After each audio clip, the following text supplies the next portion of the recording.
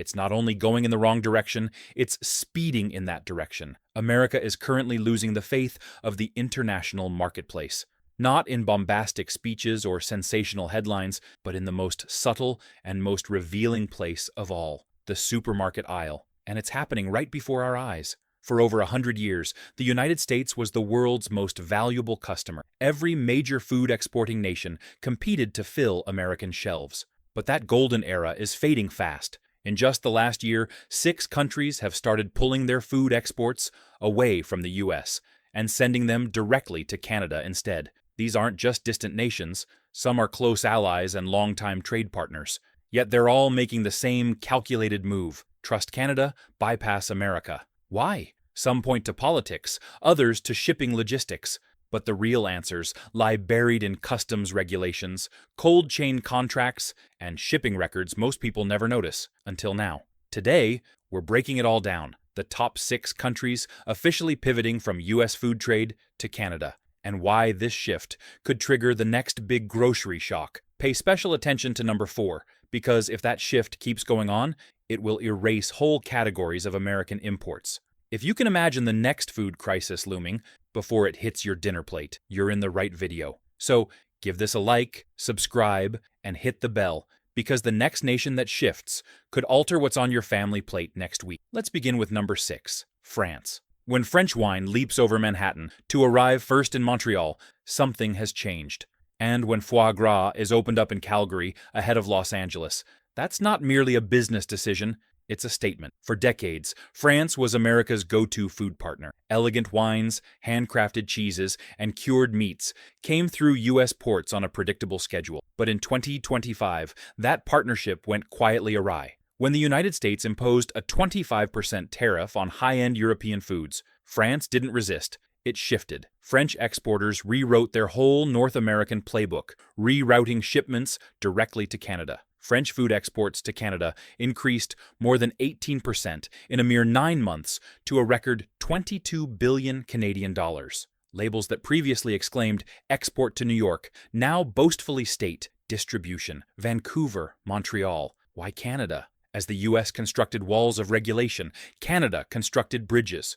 One of the most important amendments to the Canada-European Union Strategic Partnership Agreement included a tariff mitigation clause, which protected French exports from the type of trade disruption now usual in the U.S.-Canadian supermarket chains such as Loblaws and IGA did not miss the chance, opening whole France-first aisles filled with champagne, lavender honey, brie, and truffle oil, available for prices American consumers simply cannot afford. Even luxury pantry items and co-branded French cooking products are arriving in Toronto and Ottawa, not New York or Los Angeles. In Paris, the trade officials don't mention the U.S.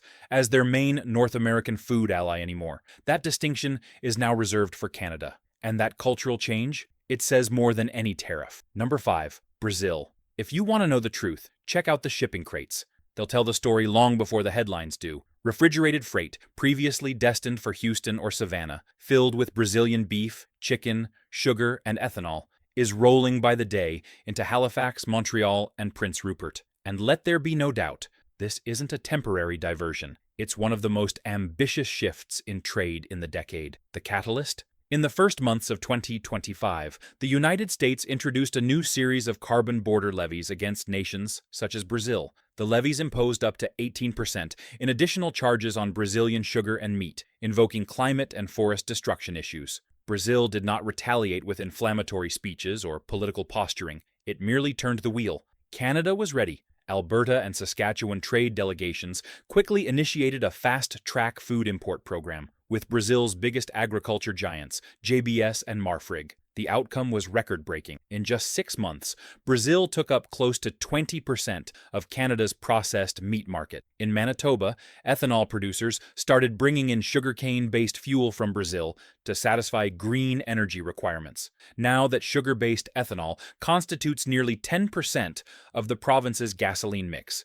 And in a revealing gesture, Brazil's Ministry of Agriculture has begun referring to Canada as its northern anchor, a name previously reserved for the United States and China. The result? Canadian store shelves are filled with Brazilian essentials, and American consumers race to renegotiate supply contracts. This isn't trade policy, it's a subtle but forceful remaking of trust, strategy, and scale of markets. Number 4. South Korea. For decades, South Korea's export strategy was straightforward. America first, period. From rice crackers to instant noodles, from soy sauce to spicy ramen, American grocery stores were flooded with Korean brands. But in 2025, that decades-long order subtly reversed. It began with bureaucracy. New U.S. packaging and labeling regulations, implemented at the beginning of the year, added layers of red tape to Korean food exports. Shipments of shelf-ready goods, ramen, gochujang, barley tea, sat for weeks in Los Angeles and New York ports. For Korean exporters, the delays were not just frustrating, devastating, so they acted quickly. Within 5 months, more than $150 million of Korean food shipments were rerouted from the United States to Canada. And this wasn't by chance. Canadian administrators had been anticipating just such an event. Ottawa provided speedy inspections, reliable customs timelines, and, most critically perhaps, a business relationship founded on respect. Canadian stores took the opportunity. Costco Canada secured exclusivity agreements with Korean giants such as Nongshim and Samyang. Korean food sections in Vancouver, Calgary, and Toronto doubled in width. Even Air Canada adjusted its cargo flights, now shipping more cargo to Seoul than bags of luggage from visiting tourists. As one South Korean trade official explained, Canada has become Asia's bridge to the North American kitchen. In contrast, U.S. grocery chains are left with shortages, backlogs, and restless customers. And for South Korea, the shift wasn't merely about improved logistics. It was a gesture of confidence. When reliability is crucial, Canada is the one being called. Number 3. Germany. If you've stepped into a Canadian supermarket lately and noticed an explosion of bratwurst, rye crisps, and jars of imported mustard, you're not imagining things. Germany is steadily swapping the United States for Canada as its go-to North American food partner. It started with cheese. In February 2025, American customs agents began clamping down on European dairy products, holding up shipments of Gouda and Emmental for technicalities. For German producers, it was an administrative nightmare. Instead of fighting a lengthy battle, they acted fast, diverting shipments north. By the second quarter of 2025, close to one-third of Germany's gourmet food exports that previously came in through the ports of the U.S. were coming into Canada. Importers based in Ontario, such as Arla Foods and John K. Overwheel, took advantage of the opportunity, making exclusivity contracts to import German premium meats, condiments, and baked products. The outcome was instant. Within 6 months, imports of German processed foods in Canada increased by 28%. At the same time, in American cities such as New York and Chicago, store shelves were bare where German staples had once lined them. Discount giants Aldi and Lidl even changed tactics, doubling their Canadian distribution centers in Hamilton and Laval to cover the entire continent. Maybe the most obvious indicator of change is linguistic. German trade officials are now referring to Canada as their anchor market in North America, a designation that used to be reserved for Los Angeles or Miami. And this isn't just about luxury goods anymore. Pantry staples are now going around the U.S., showing that loyalty is giving way to logistics. Number 2, Jamaica. When it comes to exporting food, Jamaica is not only about rum and reggae, it's a powerhouse in Caribbean agri-economy. And it recently made a big move that's revolutionizing North American trade corridors. In 2024, the U.S. Food and Drug Administration's new inspection protocols left tropical imports waiting up to 12 days in the ports of entry. Disaster for freshness.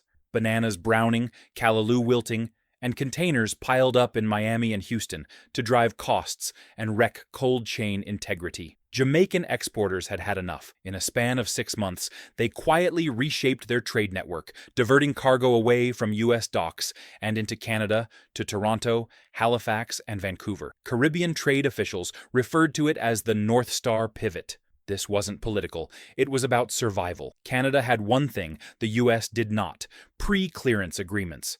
That translated into quicker unloading, fewer spoilages, and higher profits for Jamaican producers and distributors. Canadian wholesalers were quick to take advantage. Grocery chain Metro doubled its Caribbean food department by spring 2025. Even Air Canada cargo flights were bringing more fresh produce into Kingston than tourists out of it. The upshot? Jamaica reduced its food exports to America by 18% in less than 9 months. And this is more than a detour in trade. It's a harbinger that even the smallest countries are remapping the North American food supply. It's not just a change in logistics, it's a message. If a nation begins shipping its food abroad, it's also shipping its trust. And Jamaica just sent Canada a clear, deafening message. Number 1. Chile. You won't find it blazoned on the headlines.